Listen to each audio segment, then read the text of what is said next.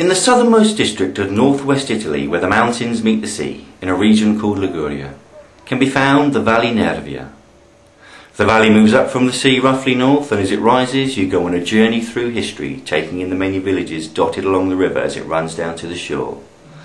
One of the most important of which, not least for its historical past and a wealth of artistic treasures, is Pigna. Named for the coniferous forest that once surrounded the village in abundance, it clings to the slopes of the valley, mimicking the shape of the pine cones that give it its name. Situated beneath the Little Dolomites, it rests under the watchful eye of Monte Tiraggio, 1,973 metres above sea level. In fact, its current location and form is not original. In the 10th century, the village was located closer to the valley floor, around the church of San Tommaso. But the position was vulnerable and the politics surrounding the village too volatile, so the location farther up the hill was chosen for a new settlement.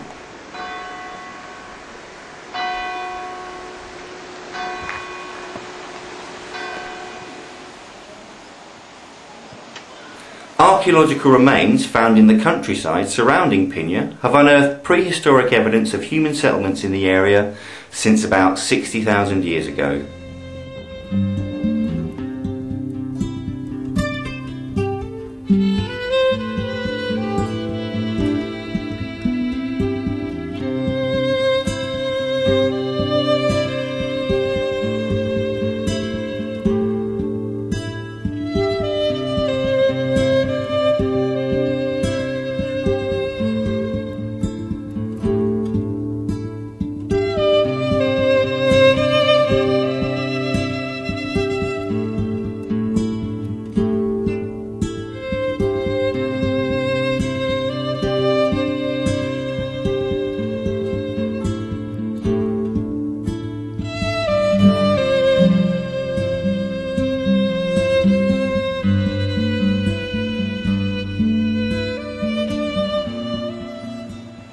In the 13th century, before 1258, the village belonged to the nobility of the coastal town of Ventimiglia, found at the mouth of the valley.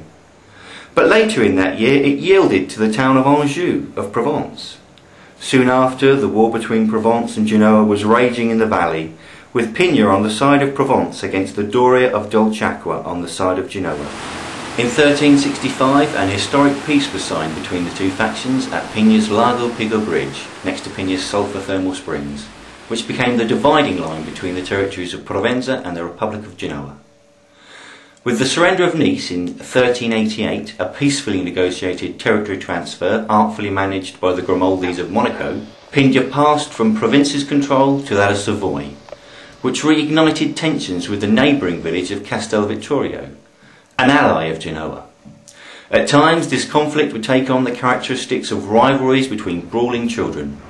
For example, in 1727 some residents of Pigna stole the bells from Castel Vittoria's bell tower, now kept in the 56 high metre tower next to the church in Pigna.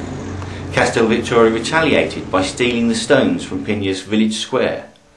For a brief period from 1625 to 1633, Pigna fell to the Genovese, but it was soon back under the control of Savoy and remained so until the establishment of the Kingdom of Italy in 1816.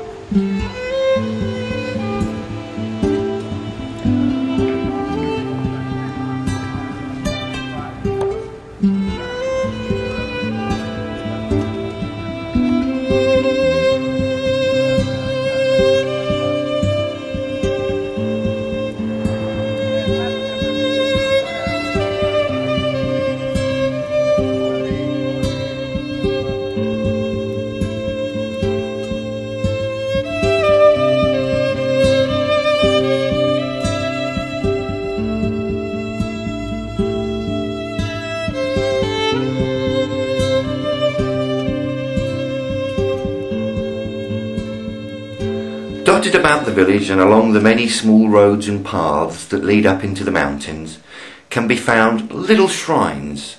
Some venerate the life of Jesus, while others are dedicated to the various saints, or maybe the Madonna.